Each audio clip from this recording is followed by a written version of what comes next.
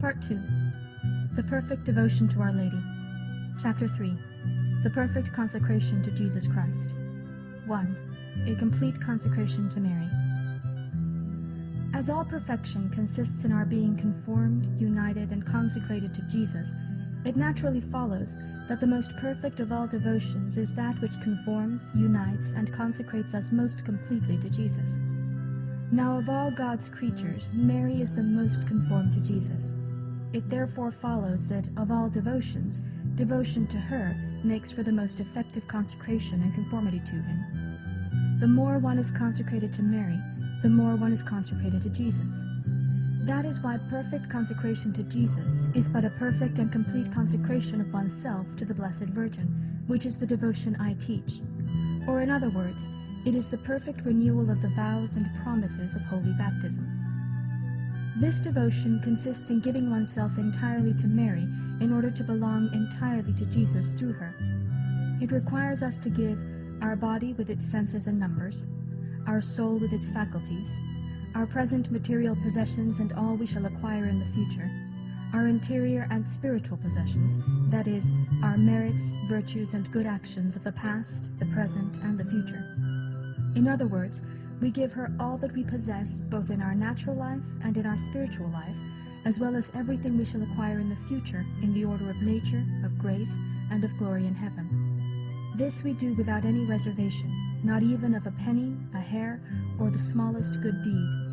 And we give for all eternity without claiming or expecting in return for our offering and our service any other reward than the honor of belonging to our Lord, through Mary and in Mary, even though our mother were not, as in fact she always is, the most generous and appreciative of all God's creatures. Note here that two things must be considered regarding our good works, namely satisfaction and merit, or in other words, their satisfactory or prayer value and their meritorious value.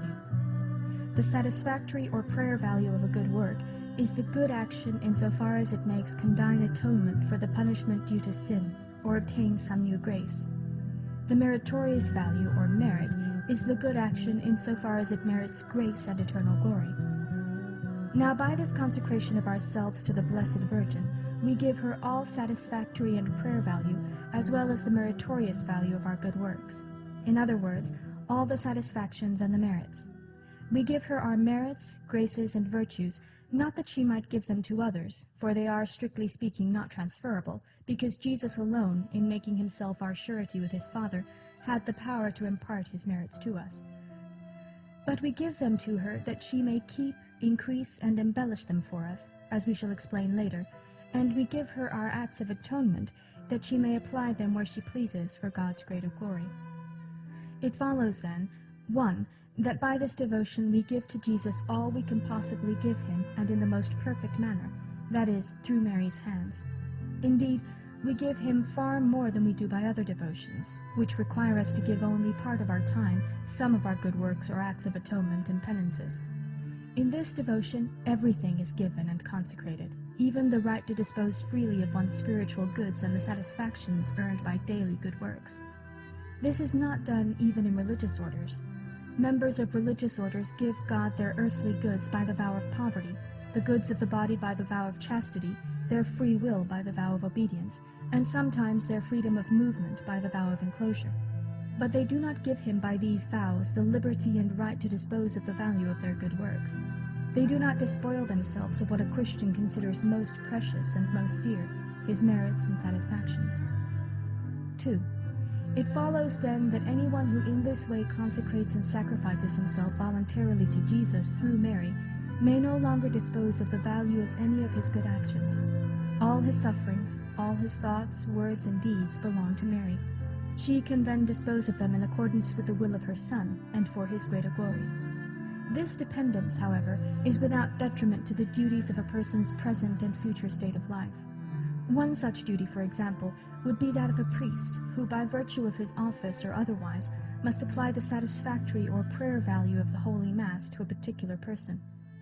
For this consecration can only be made in accordance with the order established by God and in keeping with the duties of one's state of life. 3. It follows that we consecrate ourselves at one and the same time to Mary and to Jesus. We give ourselves to Mary because Jesus chose her as the perfect means to unite himself to us and unite us to him.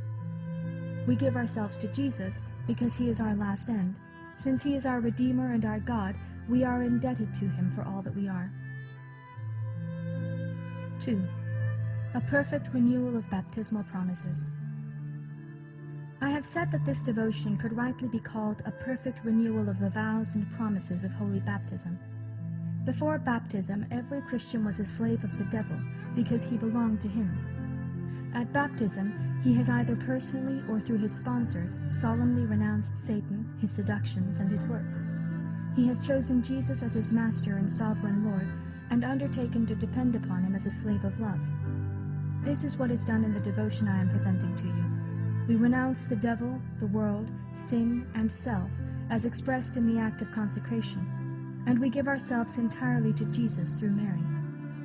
We even do something more than at baptism, when ordinarily our godparents speak for us, and we are given to Jesus only by proxy.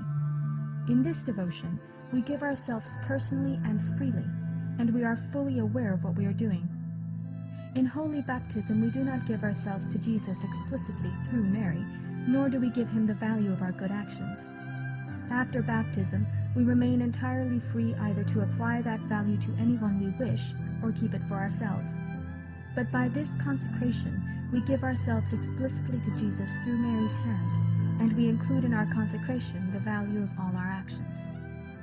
Men, says St. Thomas, vow in baptism to renounce the devil and all his seductions. This vow, says St. Augustine, is the greatest and the most indispensable of all vows.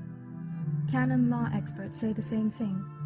The vow we make at baptism is the most important of all vows. But does anyone keep this great vow? Does anyone fulfill the promises of baptism faithfully?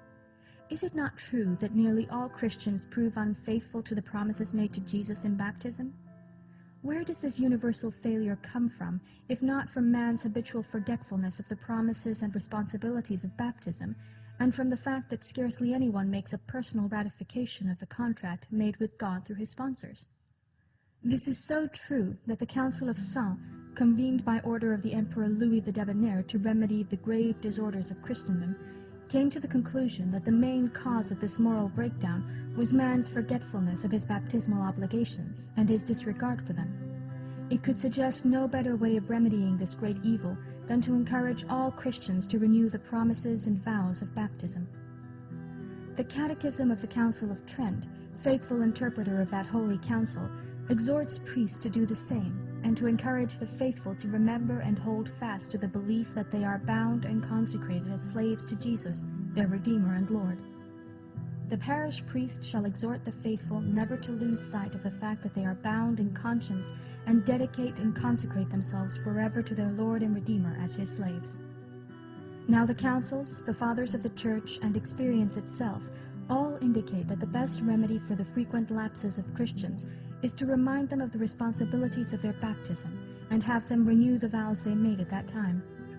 Is it not reasonable, therefore, to do this in our day and in a perfect manner by adopting this devotion with its consecration to our Lord through his Blessed Mother? I say, in a perfect manner, for in making this consecration to Jesus, they are adopting the perfect means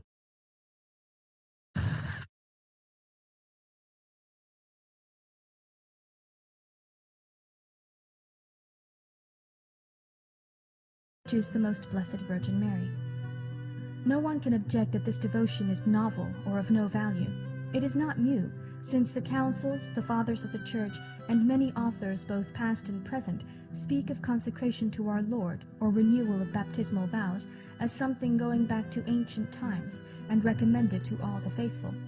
Nor is it valueless, since the chief source of moral disorders and the consequent eternal loss of Christians spring from the forgetfulness of this practice and indifference to it.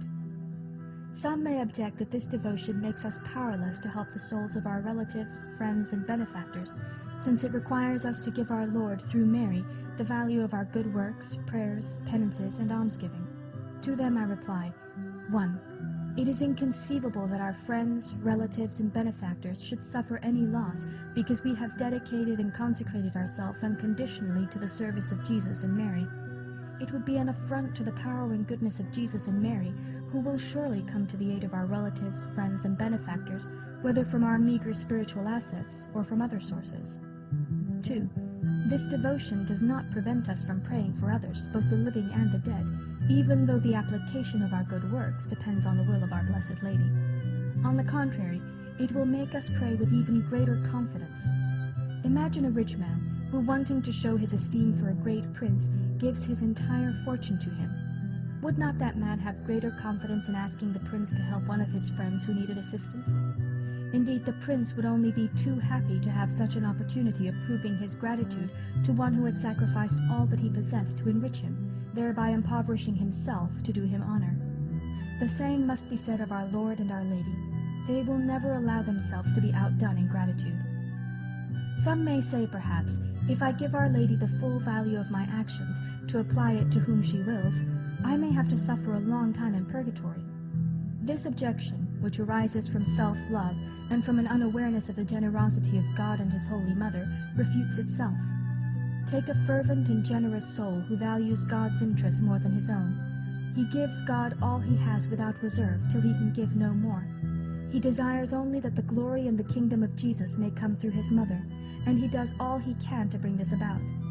Will this generous and unselfish soul, I ask, be punished more in the next world for having been more generous and unselfish than other people?